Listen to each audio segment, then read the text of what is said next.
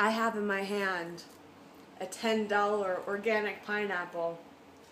Really expensive, but I haven't had pineapple in a long time, and I'm trying to eat lots and lots of fruit and eat mainly raw right now. Now that the weather's getting warmer and, you know, it's almost bathing suit season.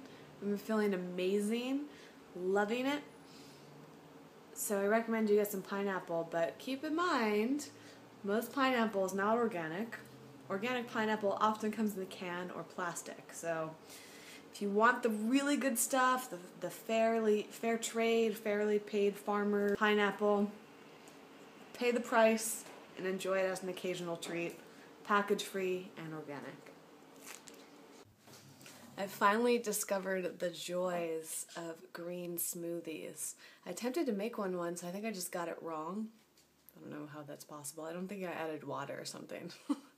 And it came out horribly.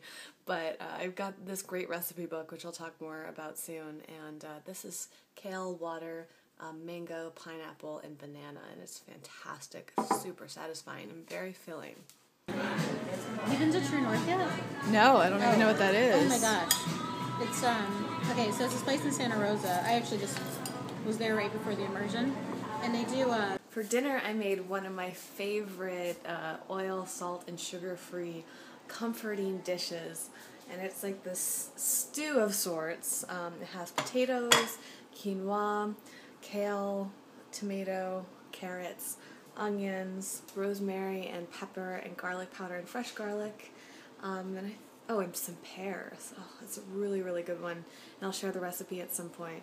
But it's nice. It's a nice, hearty, starch-based meal and very colorful. You've got the orange from the carrots and the red from the tomatoes and the green from the kale, and then you've got some yellow colors from everything else. So, oh, lentils. Lentils is the other thing in there. It's really, really nice, really hearty and filling.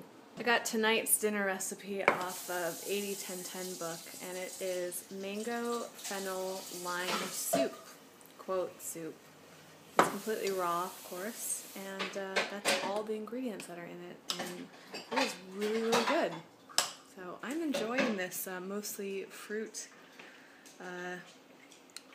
exploration I'm on right now. This is very, very satisfying, and I feel great. And since I've been obsessed with watermelons, I'm juicing the watermelon rind, which I learned has some health benefits to it, and I add in some fresh mint, 1 date, and a little bit of lime. So it tastes kind of like a mojito. It's so good, so satisfying. So it's quite chilly in San Francisco today, and for some reason I just really wasn't in the mood for raw food or more fruit. So I decided to splurge a little bit on my low-fat raw food diet that I'm on right now. And I got this delicious red curry from Herbivore. It's got zucchini and broccoli and onions and red bell peppers and potatoes. So flavorful, and quinoa.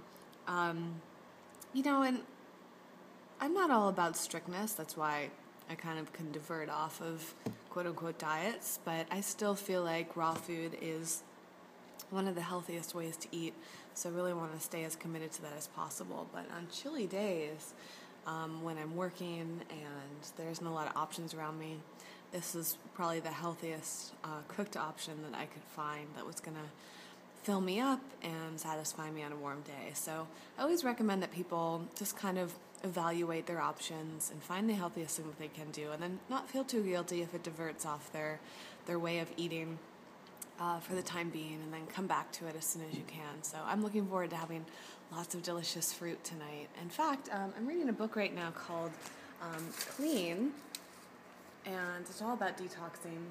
And one thing he recommends as part of this program, this MD that wrote it, is that you have liquids for breakfast and dinner, and then for lunch you have a meal of solid foods. So I guess maybe I could balance this off with maybe some more liquid base, like a smoothie or a raw soup or something later tonight. This is a really exciting dinner. All it is oranges and pistachios blended up with a little bit of water to thin it out for dressing, with red lettuce and spinach. And it is so delicious and creamy and decadent. I can't even believe it. I'm so excited to eat this.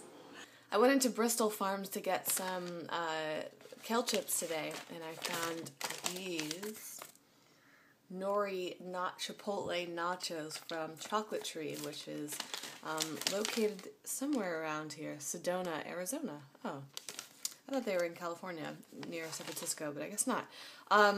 They're fantastic, and I wish that they were available across the country because they're that good. They taste a lot like kale chips, spicy, but they're with nori, so they have a little bit of that sea vegetable twist.